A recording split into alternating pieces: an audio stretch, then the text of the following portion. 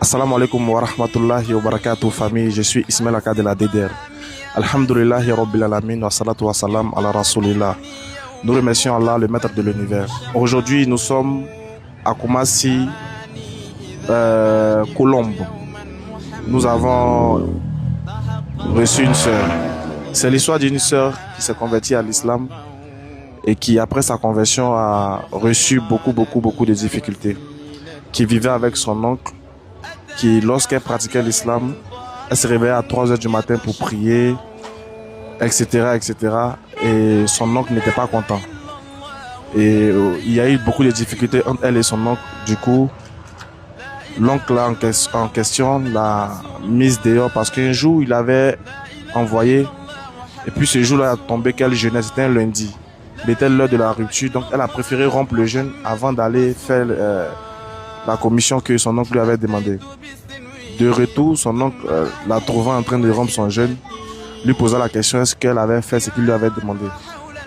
Elle lui a dit que non, comme il était l'heure de la rupture, donc elle voulait rompre rapidement avant d'aller faire pour avoir un peu de force. Celui-ci s'est énervé et il a mis ses bagages dehors. Étant dans les allées des escaliers, la voisine qui revenait de ses activités la trouva dans les escaliers et décide de le berger. Après quoi, la voisine se renda avec son mari chez l'oncle en question pour présenter les excuses, pour chercher à savoir qu'est-ce qu'il en était.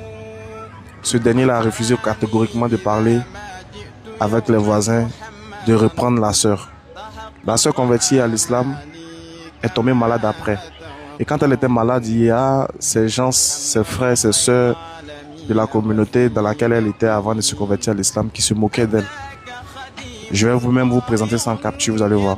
Qui se moquaient d'elle et qui lui disaient que mais tu n'es plus avec nous. Donc aujourd'hui là, tu es seul, tu te retrouves seul. Hier, elle est montée dans mon live TikTok. Pendant que nous étions en live TikTok, elle est montée et elle nous a raconté son histoire.